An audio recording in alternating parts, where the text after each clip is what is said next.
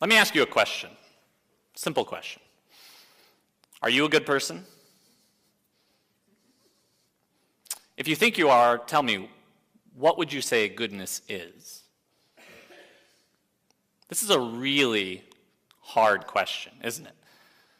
It seems like it's a very easy question, one that we should all be able to answer, and yet we have an extraordinarily difficult time coming up with a very sensible answer to it.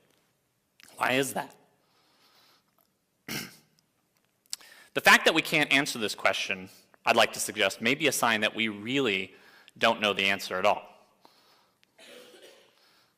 The fact that anybody can't answer this question might be a sign that no one really knows the answer. I mean, look, after all, how can anyone claim to know what something is if they don't know the answer, if they can't explain what it is? But this has a very disturbing possibility. If we can't answer this question, if we don't know what goodness is, then we can't really be sure that we're good people or that we do good things. It may turn out that our whole lives we've been doing exactly the opposite.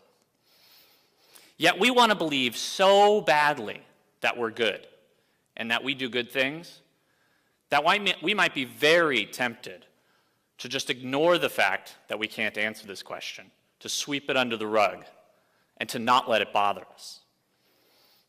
But it should bother us. It ought to bother us that we can't answer this question, because it exposes the very real possibility that we may be deceiving ourselves in thinking that we're better than we really are.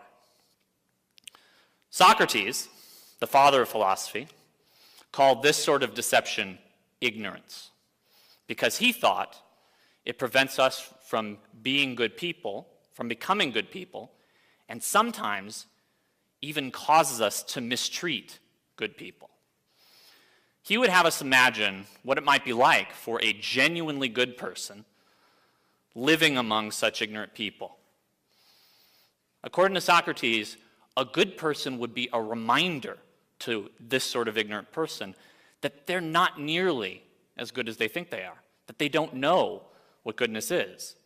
And because of this, ignorant people will mistreat this good one. But in fact, Socrates actually goes further. According to him, ignorant people will torture and eventually kill good ones simply because they remind them of their ignorance. Now, if we're in this position, if we think we're good when maybe we're really not, then it looks like we are capable of doing just this, of mistreating people in just this way. And I don't want to believe that I'm capable of that, and I doubt you do either. But Socrates would very quickly remind us that our history is full of examples of good people mistreated, abused, and killed because they reminded us of our ignorance. Socrates himself was a reminder to the people of Athens that they're not nearly as good as they think they are. And they killed him for it. For Socrates, the problem is that people just don't admit they're ignorant. They don't make a clear distinction between what they know and what they don't know and respect the difference. Instead of just admitting that they don't know what goodness is and confronting the disturbing possibility that they themselves may not be so good, people deceive themselves into thinking that they are better than they really are because it's unbearable to think that they're not good. Socrates saw this in all walks of life, among all kinds of people. Politicians, I'm sure no surprise, right? But soldiers as well. Artists, tradespeople.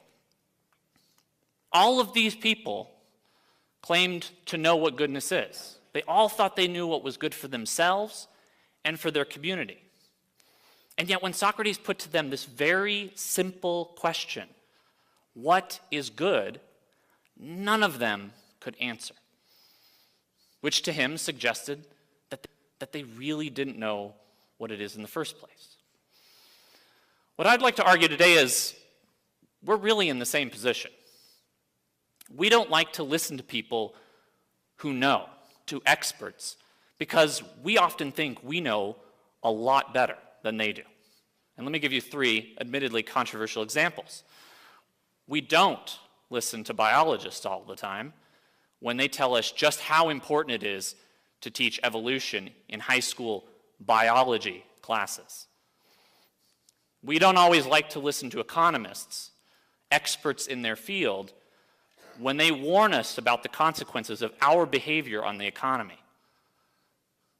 And we don't like to listen to climate scientists when they urge us to do something about climate change. These are all experts in their field. Now, I realize that there may be very good reasons for doubting what these people have to say. After all, everybody is capable of being biased. My point is simply that if these people are experts, if they know what they're talking about, then they have a right to our attention.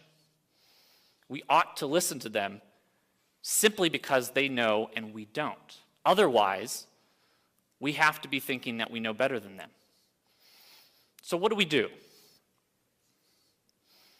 What can we do about our ignorance? How do we avoid mistreating good people, people who may actually be trying to help us, and listen to them? Well, as you might guess, the answer is really quite simple. Admit your ignorance. If we admit our ignorance, we won't balk at the chance of improving ourselves, and we won't be so quick to condemn people who may be trying to help us.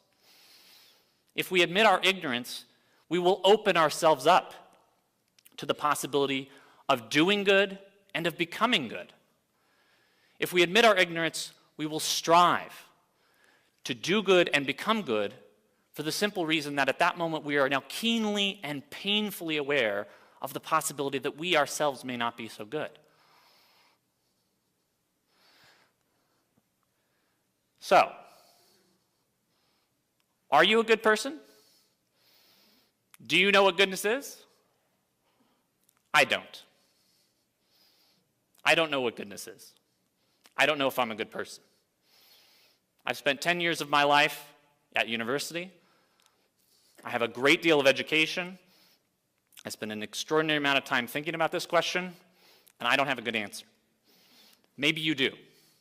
If you do, there's something you can teach me.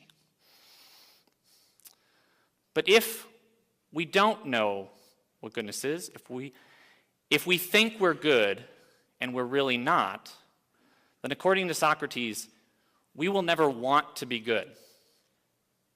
We will never listen to anyone who might be good, and so we will never actually become good.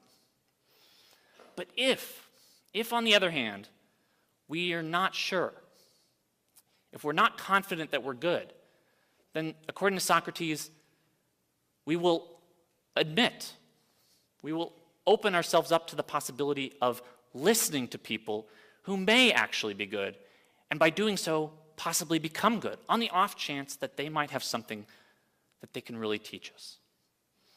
So, in the end, really, all that it takes is admitting your ignorance. Thank you.